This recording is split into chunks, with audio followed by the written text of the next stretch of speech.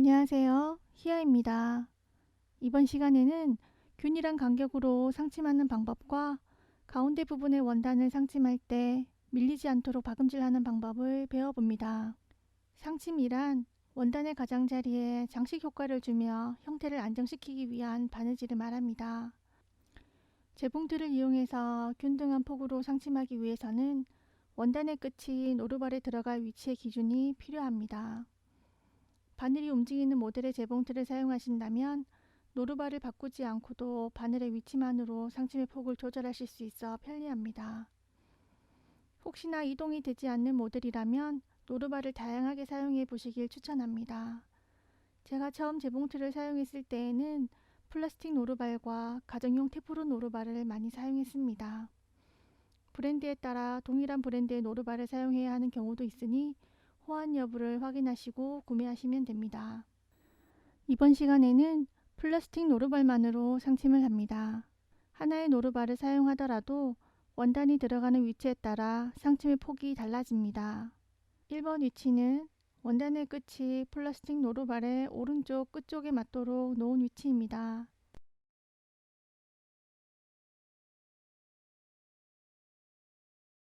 2번 위치는 원단의 끝이 플라스틱 노루발의 안쪽 오른쪽에 맞도록 놓은 위치입니다.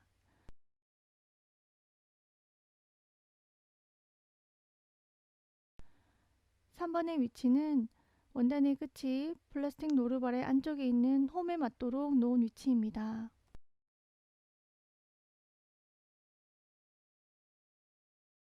테두리 상침의 경우 3번 폭이 0.2cm 정도로 예쁜 사이즈입니다. 바늘의 위치가 바뀌는 재봉틀을 사용 중이시라면 원단의 끝은 2번에 맞추시고 바늘을 살짝 오른쪽으로 이동하여 사용하시면 조금 더 안정적으로 바느질을 하실 수 있습니다. 바늘을 이동하여 상침을 하신다면 스티치의 위치를 기억해 두세요. 클래스에서 0.2cm 상침이라는 단어를 자주 사용하게 됩니다. 클래스메이트 여러분들이 마음에 드시는 0.2cm 폭을 찾아서 메모하시고 클래스에서 사용하신다면 항상 균등한 폭으로 상침하실 수 있으실 거예요. 소창행주의 테두리를 상침해 보겠습니다. 창구멍에서 1cm 위쪽에서 시작하도록 합니다. 바늘을 내려 원단을 고정시켜 놓고 창구멍 부분의 아래쪽 원단이 살짝 보인다는 느낌으로 정리해 주세요. 아래쪽 원단이 클래스메이트 여러분의 눈에서 확인이 되어야 합니다. 확인이 되지 않고 박음질을 하시다 보면 톱니에 밀려서 아래쪽 원단이 봉제가 되지 않는 경우가 발생하기 때문입니다. 창구멍을 박음질 하실 때에는 아래쪽 원단을 항상 확인하시면서 박음질을 하셔야 함을 유의해 주세요. 상침을 하시면서 코너 부분이 다가온다면 발판을 멈추시고 폴리를 이용해서 마지막 땀의 위치는 맞춰주세요. 코너 부분은 바늘을 내려놓고 노루발을 들어서 원단을 직각으로 돌렸을 때 노루발의 기준으로 생각하셨던 부분에 원단 끝이 놓이면 됩니다. 혹시나 톱니가 원단을 밀어내지 못하고 제자리 박음질을 할 때에는 바늘을 올리고 노루발을 들어 원단을 반땀 정도 뒤쪽으로 밀어줍니다. 천천히 테두리를 박음질하세요. 상침하시다가 원단이 밀리면 바늘은 내리고 노루발을 들어서 원단을 정리해 주신 후 다시 박음질을 시작합니다. 봉제 속도는 바느질이 익숙해지시면 조금씩 빨라집니다.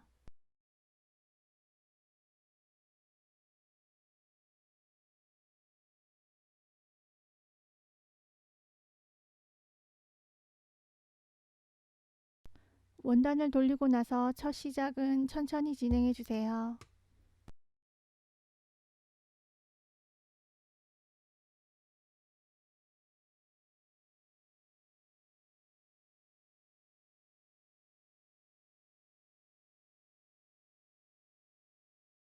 원단이 노루발 밑에 놓이는 위치와 상침의 간격에 대해서 감을 익히시는 것이 중요합니다.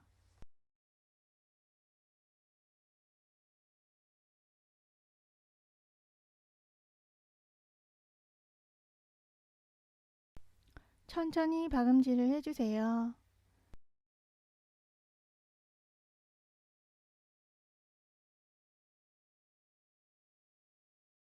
마지막은 항상 되돌아 박음질을 해주시면 됩니다. 두 번째 상침은 처음에 박음질했던 선을 기준으로 노루발 간격으로 박음질 하도록 하겠습니다. 0.5cm, 0.7cm 상관이 없습니다. 클래스메이트 여러분들이 사용하시는 노루발의 간격에 맞추시면 되세요. 오른쪽 노루발 끝쪽에 처음 박음질했던 박음선이 놓이도록 맞춰주세요.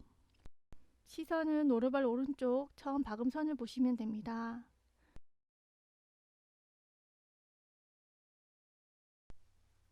처음 시작은 되돌아 박음질을 해주세요. 침을 하실 때에도 직각은 꼭 맞춰주셔야 합니다.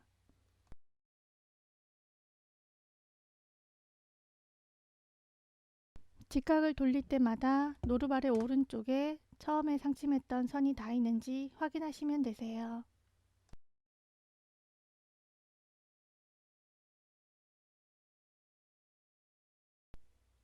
테두리 상침이 끝나시면 가운데 부분 상침을 진행하도록 하겠습니다. 사선 상침부터 시작하도록 하겠습니다. 사선 상침은 바이어스 방향으로 박음질이 되는 거예요. 다림질 할 때 원단이 늘어나지 않도록 눌러 다림질 하셨던 거 기억하세요? 상침을 할 때에도 원단이 늘어나지 않도록 바늘을 아래로 내린 상태에서 노루발을 들어서 원단을 정리해 주셔야 합니다. 시작은 항상 되돌아 박음질을 해주세요. 천천히 4-5cm 박음질 하시고 노루발을 들어 원단을 정리해 주시면서 끝까지 박음질을 합니다. 마지막은 되돌아 박음질 해주세요. 반대쪽 사선도 동일한 방법으로 박음질 하시면 됩니다.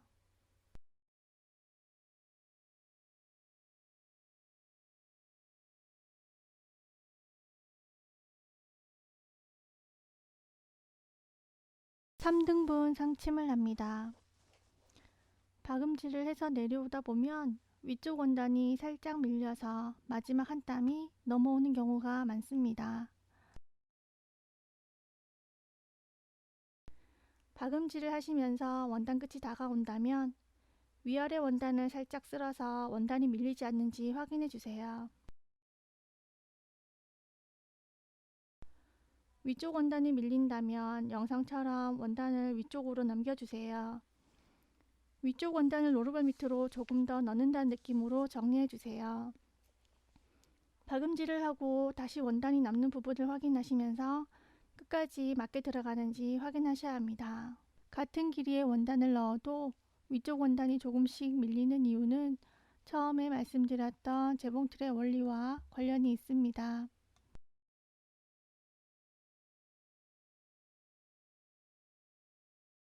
아래쪽 원단을 몸쪽으로 당기시고 위쪽 원단을 노루발 쪽으로 밀어주면서 재봉틀이 힘을 주고 있는 방향과 반대로 원단을 정리해 주는 거예요. 천천히 끝까지 바늘을 보면서 원단이 밀려서 박음질이 되지 않는지 확인하시면 됩니다.